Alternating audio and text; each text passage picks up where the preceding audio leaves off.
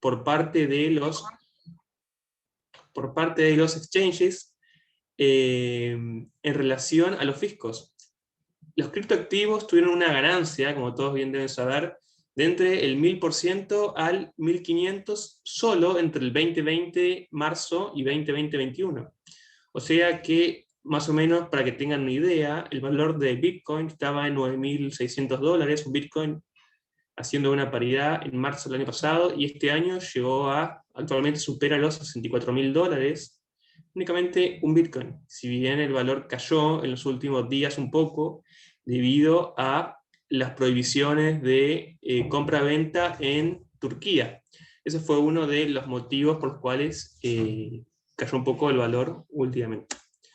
Después es importante mencionar un poco la parte regulatoria. México es otro de los países que se encuentra a la vanguardia en temas de tecnología o temas regulatorios.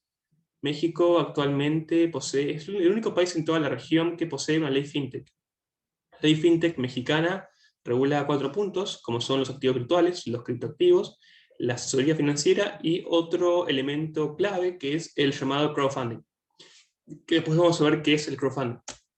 Si vemos la definición mexicana de qué se entiende por activos virtuales, ahí pueden ver un poco la definición. Yo únicamente voy a ver una parte que es la que a mí me interesa, que es que pueden ser utilizados para cancelar todo tipo de actos jurídicos o pago. Esta definición, a diferencia de la definición de la IRS o de la definición de la Unión Europea, que la vamos a ver aquí, si bien me salté un poco la parte argentina, es importante destacar que le da la posibilidad a los criptoactivos de ser utilizados para pagar, por ejemplo, compras de bienes y servicios o pagar impuestos. Es como que yo tuviera el criptoactivos y por ejemplo, pudiera cancelar el pago de impuesto a la renta frente a la SUNAT. Son cosas que están en la norma mexicana. Yo tuve la posibilidad de dar charlas en México sobre el tema, y de repaso aproveché a preguntarles a las personas que estaban presentes si ellos, por ejemplo, pagaban bienes y servicios con criptoactivos, y nadie lo hacía. El motivo de eso básicamente es porque el porcentaje de personas que invierten en criptoactivos, si yo tomamos la población total de México o de Perú, es baja en comparación a la población total demográficamente hablando.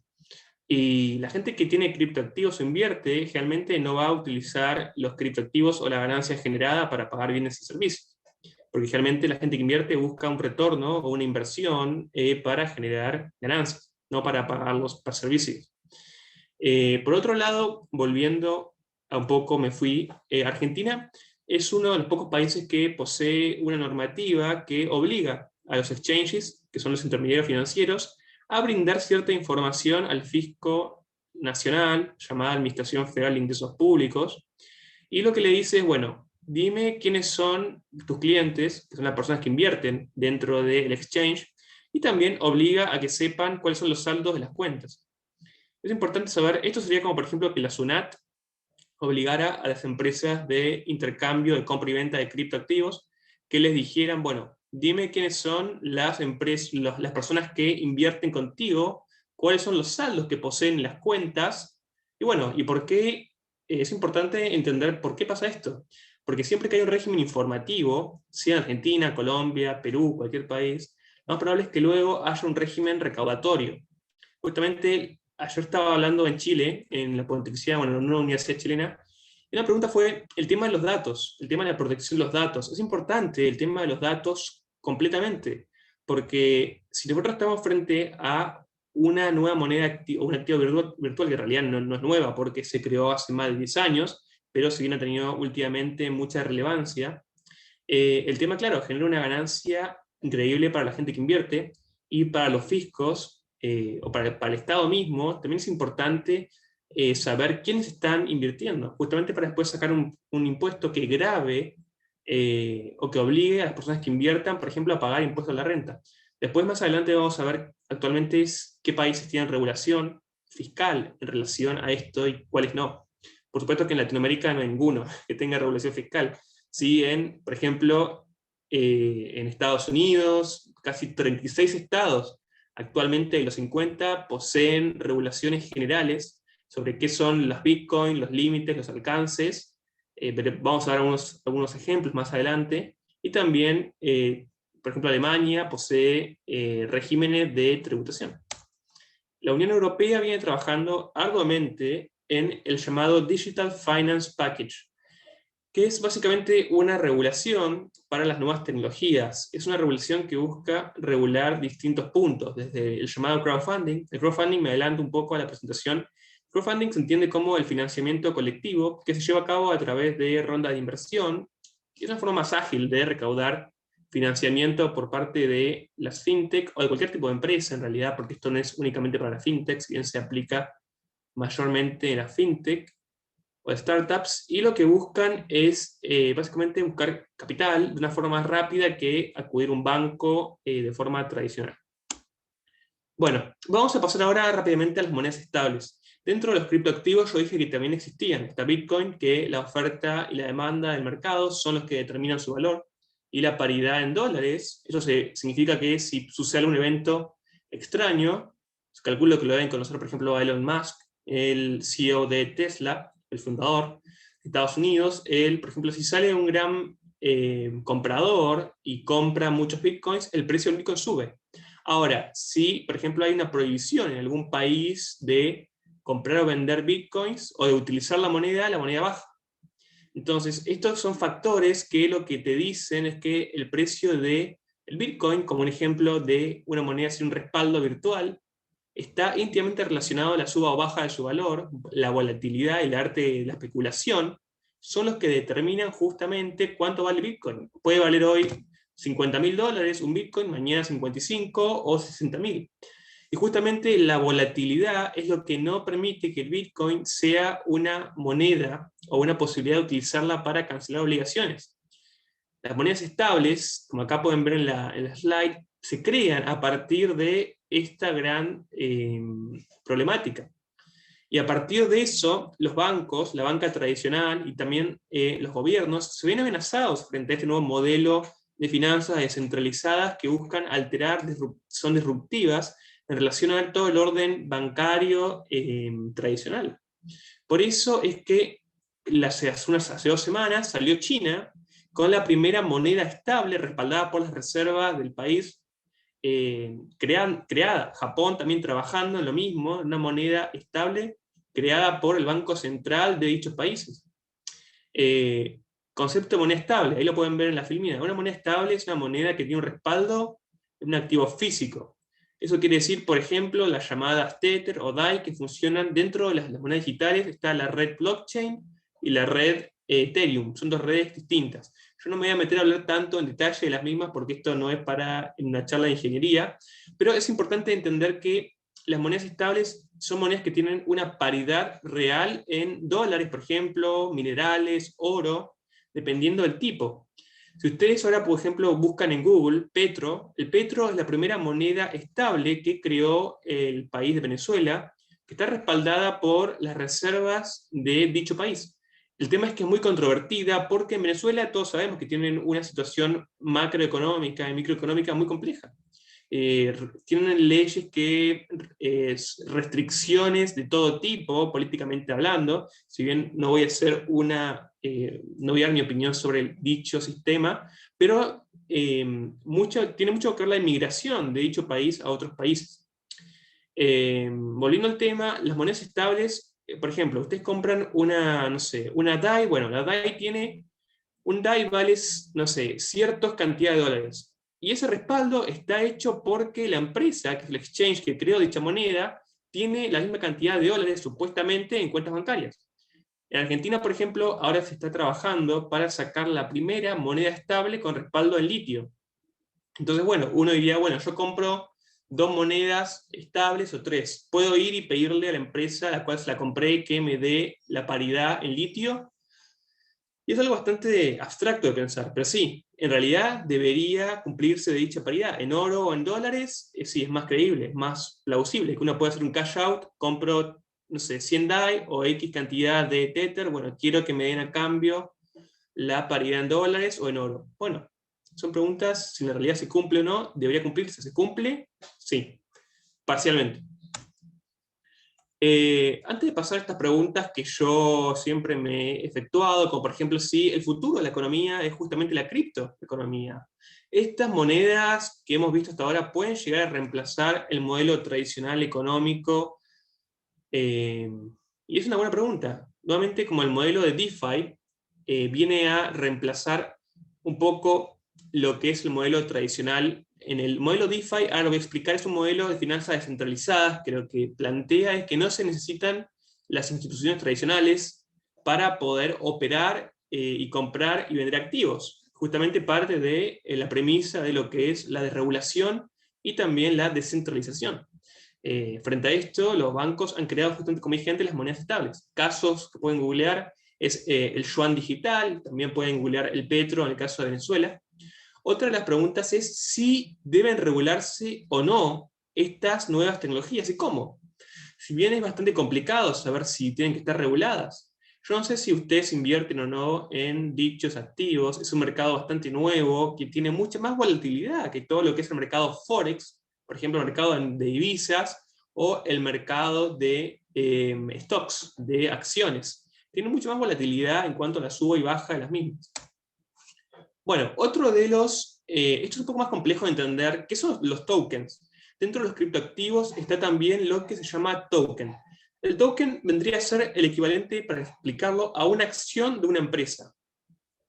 Es una definición bastante más sencilla que la que está en la filmina. ¿Cómo aplica esto? La llamada Initial Coin Offering, o ICO, es como una oferta pública de acciones. Una oferta pública de acciones, en el sentido tradicional, es, por ejemplo, una empresa que es privada que quiere salir a cotizar en la bolsa, entonces se lleva a cabo una oferta pública de acciones para pasar a ser privada a pública. En el sentido de la ICO, es una empresa que crea una moneda, cualquiera, puede ser con un respaldo o sin respaldo, como en el caso de las monedas estables, y para eso lanza una ICO. Una ICO es, bueno, yo lanzo esta moneda, invito a esta gente a que invierta en la moneda que yo voy a lanzar, y a cambio de eso les doy token. El token vendría a ser el equivalente a una acción. Una ICO también lo que busca, van a poder ver, es una startup de criptoactivos o de criptomonedas, busca recaudar dinero, por supuesto la gente paga a cambio de tener los tokens o las acciones de la empresa que va a lanzar la moneda. Y bueno, crea un documento llamado White Paper que describe de qué se trata el proyecto, la necesidad del proyecto y cómo va a funcionar la moneda que va a ser lanzada. Esto lo voy pasando. El tema de las Initial Coin Offerings no están reguladas hoy en día casi en la región, ¿no? En Argentina hay un caso muy interesante, yo estoy trabajando codo a codo con ellos, que están por lanzar la primera moneda de litio con respaldo en una moneda estable, y ahora están viendo cómo hacer este proceso de la ICO. Nuevamente, vendría a ser equivalente a una oferta pública de acciones o el crowdfunding en criptoactivos. Porque el objetivo final es buscar financiamiento para que las monedas funcionan siempre y cuando haya gente que las compre. Si la gente no compra la moneda, no invierte, cae la moneda, no tiene ningún éxito. Para eso tiene que buscar inversores que pongan dinero. Pero es muy caro, esto funciona a través de una plataforma digital. Yo en la presentación es complicado poder demostrar cómo funciona esto para que lo entiendan. Como también el tema de que ahora vamos a ver los contratos inteligentes. Pero es interesante para explicar el concepto. Las STO son las llamadas Security Token Offerings, que es lo mismo que la ICO. Es básicamente cuando se lanza una nueva moneda, con la diferencia de que están reguladas a cambio del caso de las ICO. Bueno, acá llegamos al concepto que vine hablando hasta ahora, que es DeFi.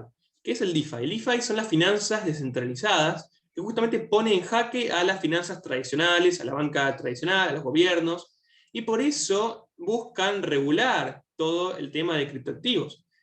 Una forma de regular es garantizar los derechos a las personas que invierten para que tengan cierta seguridad de que no van a perder cuando invierten, compran o venden. Pero otra cosa es querer regular frente al miedo que genera el nuevo modelo económico y financiero de finanzas descentralizadas. Hay dos posturas donde ahí colisionan. Yo he escrito algún artículo sobre estos temas, referentemente a las dos posturas, después si quieren se los puedo poner en el chat para que lo puedan ver.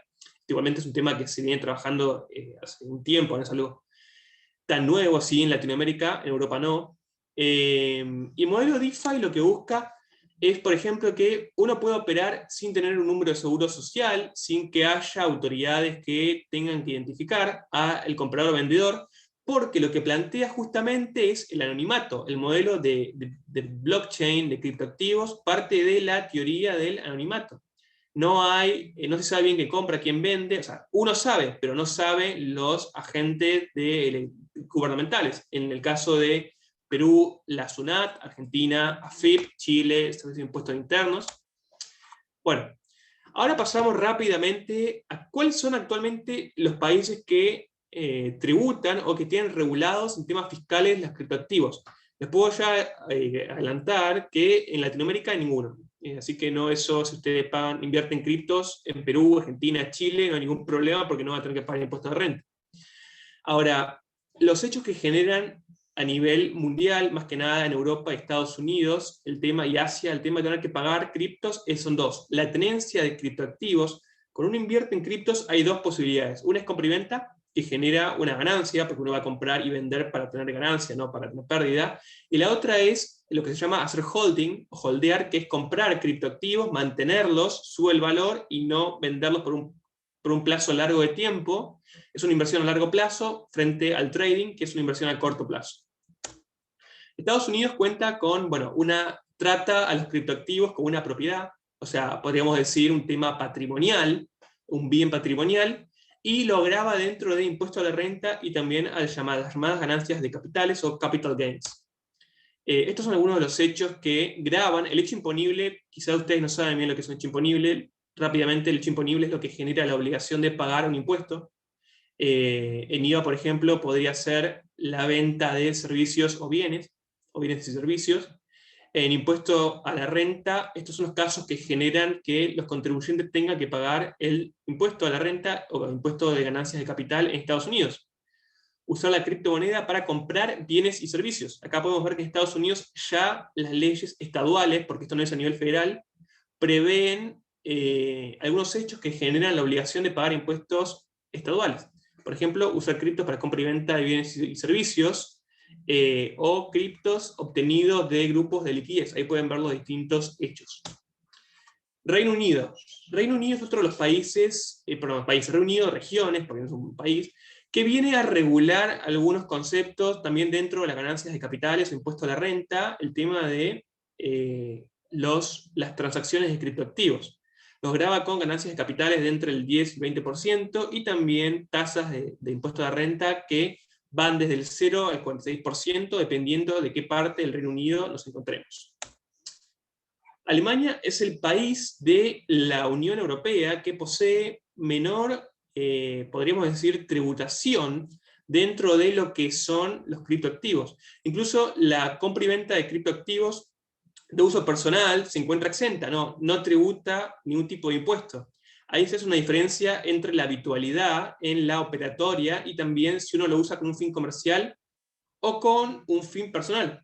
Es muy complicado de distinguir esto, porque ¿cómo el fisco sabe si yo, por ejemplo, compro y vendo cripto como un fin personal mío, para generar una renta propia, como una actividad? Por ejemplo, uno se dedica a eso, o yo me dedico a asesorar y, por ejemplo, tomo dinero de otras personas y compro y vendo para generar rentas y cobro una comisión.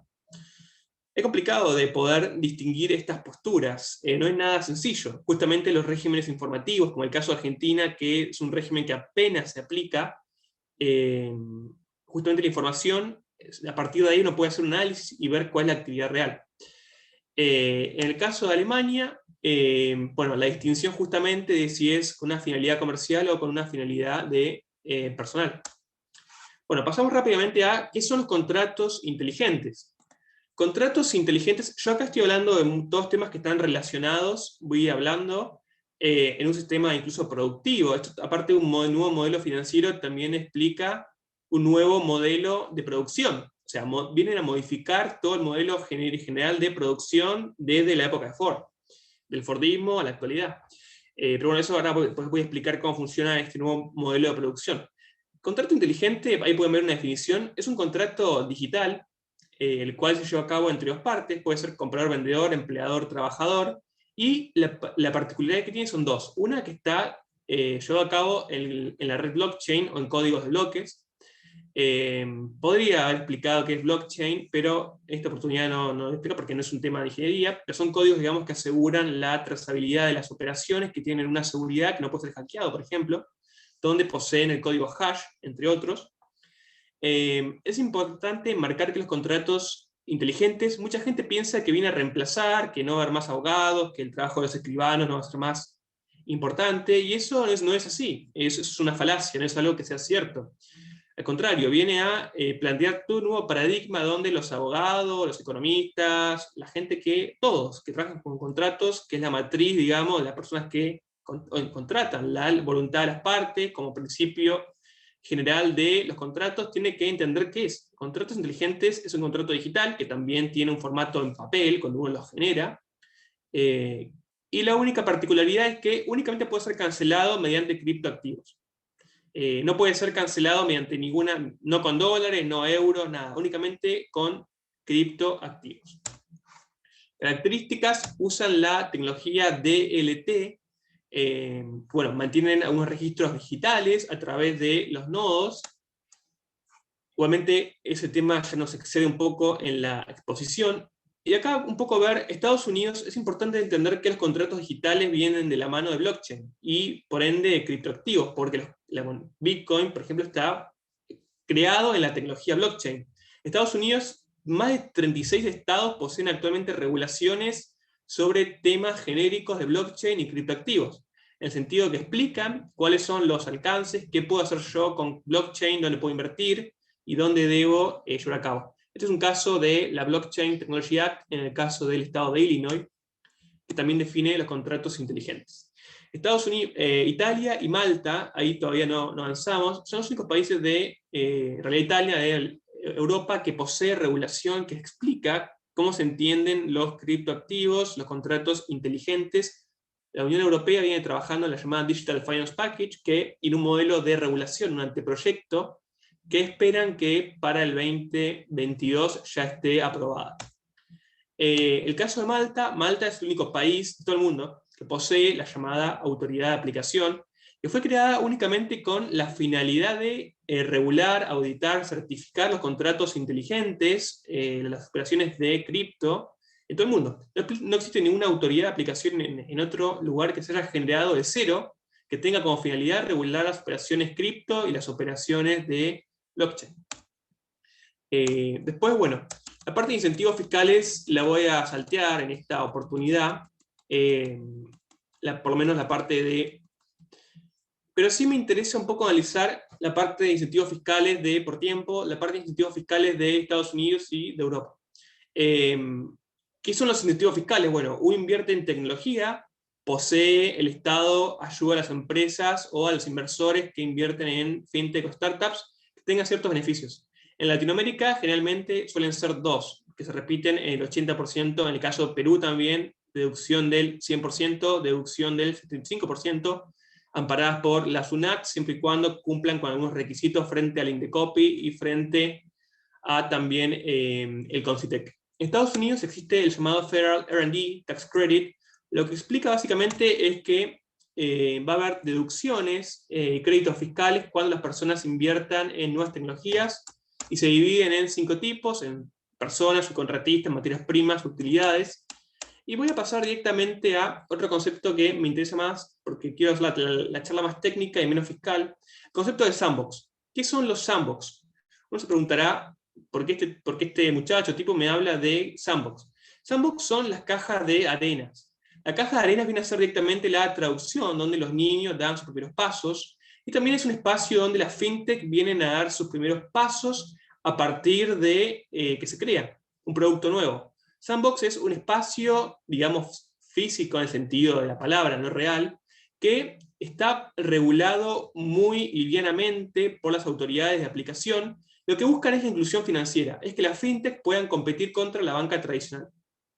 Son herramientas que en Latinoamérica hoy en día casi no existen. El único país que posee sandbox es Colombia. Colombia abrió una convocatoria a un sandbox de telecomunicaciones, regulado por la CRC hace una semana, 10 días. Sandbox, por ejemplo, yo en Perú tengo una empresa de tecnología, creo un producto, y quiero probarlo con el público general, pero como yo no sé los riesgos que ese producto puede generar frente a los derechos del consumidor, este espacio regulado por un tiempo de límite puede ser de 6 a 12 meses o generalmente hasta 2 años, me permite poder probarlo con un público restringido y poder desarrollarlo. Por eso se llama sandbox en el sentido de que dan los primeros pasos. Yo aquí les copié, pueden buscar si les interesa, el llamado decreto 1234, más allá del número que es gracioso porque es justamente... Pero bueno, ahí define que se entiende en Colombia, es real el caso de sandbox. Es un espacio controlado de prueba donde el conjunto de normas, procedimientos, planes le permite a la empresa poder evolucionar, a la startup o fintech, aprovechar la innovación, velar por la protección, por supuesto, de los consumidores financieros en su conjunto. Sandbox funciona a través de certificados de operación temporal, esto pasa en todo el mundo, Estados Unidos, en Asia, en Reino Unido, la autoridad de aplicación, la llamada FCA o la FCA.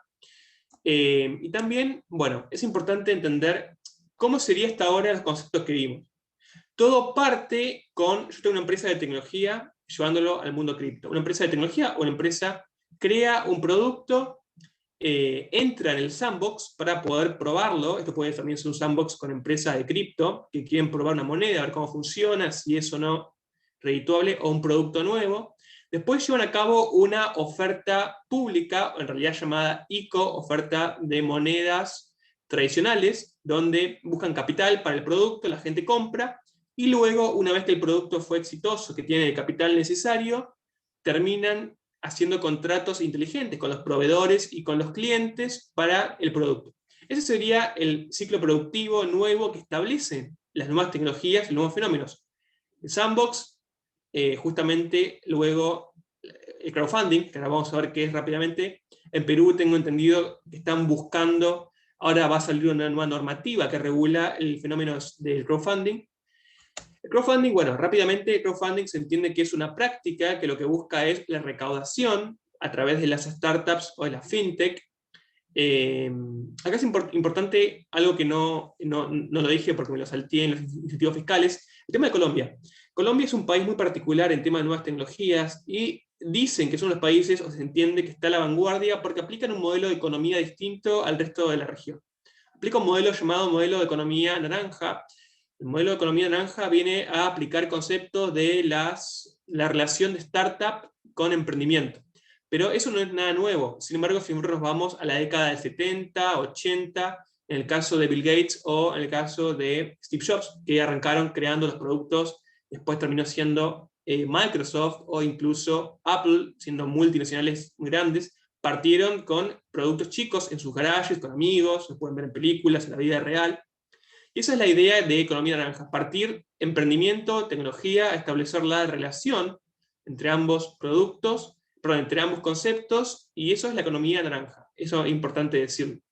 Crowdfunding es una práctica que lo que busca es la fintech recauden nuevos fondos cuando van a lanzar un producto, y ser una forma más ágil que los productos, que las formas de buscar financiamiento más tradicional, como puede ser la banca digital.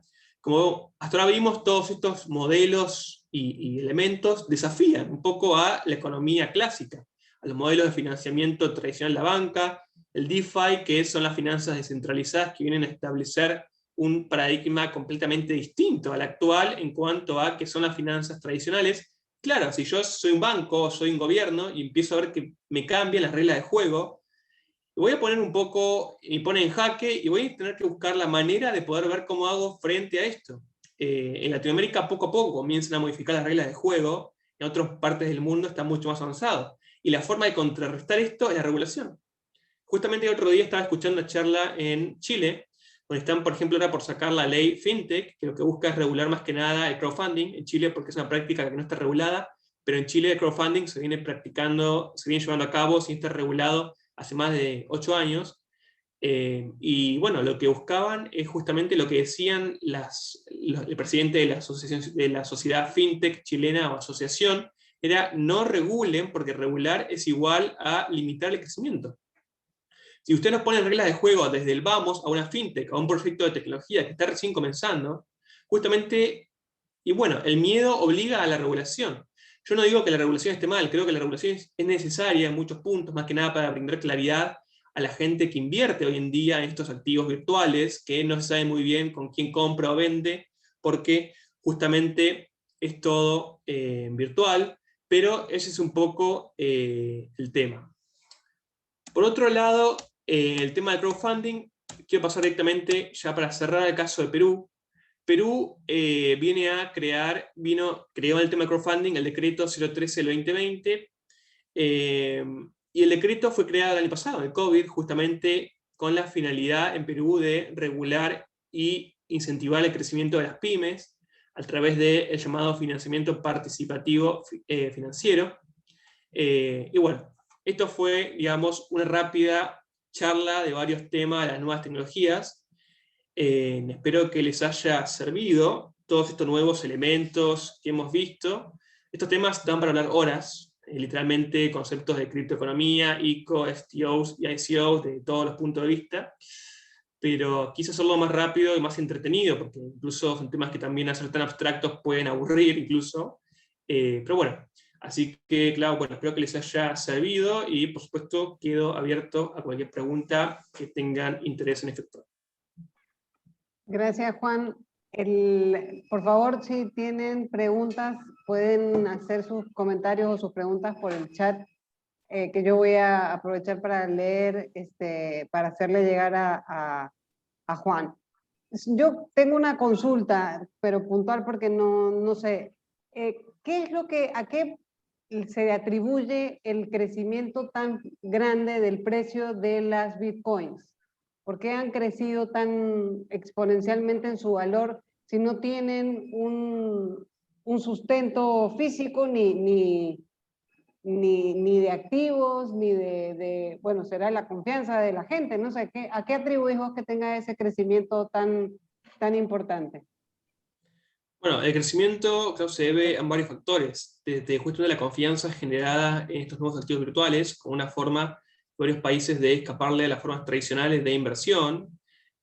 También han salido distintas personas muy conocidas, como por ejemplo Elon Musk, o distintos empresarios que han invertido en dichas monedas, y hacer algo nuevo que justamente están viendo. Mucha gente habla de la burbuja de los criptoactivos, en relación a que no existe que este valor no se condice con valores nominales y reales, sino que eventualmente va a terminar explotando igualmente en 2023-2024. Pero yo creo que justamente el valor exponencial de crecimiento se debe a la confianza que han tenido las personas. Cuanto más invierten, más sube el valor de las mismas. Está bien. El director, tenemos afluencia de profesores y directores académicos, básicamente en la reunión. Ellos son los que nos han participado. Y el director Carlos Letts pregunta si cree que podría crearse una moneda estable, una stable coin, respaldada en agua o respaldada en reservas naturales sin explotar. Sí, claro. A ver, en agua seguro, como un respaldo. Es importante pensar cómo funcionaría la operatoria de un respaldo de agua. Ahora, en moneda, en recursos sin explotar, lo vería un poco más complicado, porque cómo funcionaría la paridad. Hoy en día en Argentina se está trabajando en el término de, por ejemplo, el litio o el oro en Venezuela o en otros países, que son recursos que ya efectivamente están explotados. Si el recurso no está explotado, habría que ver cómo funcionaría la paridad. Sería un poco más complicado poder llevar a cabo pero el agua sí. Habría que ver también cómo, porque el agua es un bien en todo sentido público. Se entendería que más complicado, generalmente son bienes que están restringidos o tienen un valor de compra-venta. El agua es un caso bastante particular. De acuerdo. Otra pregunta de un profesor de la Facultad de Economía. Freddy Silva, ¿cuál sería la próxima criptomoneda que pueda ser tan rentable como el Bitcoin? Bueno, justamente es una muy buena pregunta. Todas las monedas que salieron posteriormente a la Bitcoin se llaman altcoins. Son todas las monedas que compiten justamente como la red Ethereum, directamente con lo que es Bitcoin. Y ahí habría que ver justamente el listado de las monedas y la cotización que tienen. Una muy buena, por ejemplo, es Ripple, que tiene una cotización muy alta actualmente. A ver si sale otra consulta. Bueno, te felicitan por la ponencia. Yo te quisiera preguntar cuál consideras que en este momento es el mayor desafío que enfrenta la criptoeconomía, digamos. O sea, ¿a qué desafíos se enfrenta y de qué manera se pueden solucionar estos desafíos como en economías como la del Perú o economías en países en vías de desarrollo? Bueno, es una excelente pregunta. Justamente la criptoeconomía está recién comenzando. Es un fenómeno que, como bien fui diciendo a lo largo de la ponencia, se basa en lo que es DeFi, las finanzas descentralizadas. ¿Cuáles son los mayores desafíos? Y bueno, justamente es muy complicado poder tener el modelo de DeFi o finanzas descentralizadas con una moneda que tiene una volatilidad tan elevada, porque no puede ser justamente utilizada como medio de cancelación de obligaciones, porque nadie va a aceptar que le paguen con algo que puede valer, por ejemplo, estoy inventando, $1000 un día y $100 al día siguiente. Por eso las regulaciones, que por un lado son necesarias, tienen la contracara de ver cómo ambas posturas pueden funcionar. Tanto, después si te interesa, yo escribí un artículo sobre el tema de hacia el nuevo paradigma, que los puedo compartir, por supuesto. Donde ahí están las dos posturas que colisionan, en cierto punto. De la economía tradicional y la no tradicional, digamos, la nueva tendencia de la economía. Esas son las dos posturas. Exacto. Ya, Diego Di Natale nos pregunta, ¿qué impacto valoras más de que Tesla acepte pagos con criptos? No entendí, Diego, tu pregunta. ¿Es un hito? No. A ver, Diego, si me reformulas la pregunta porque no me queda claro. Y Leonardo pregunta si el Dogecoin puede ser rentable a corto o mediano plazo.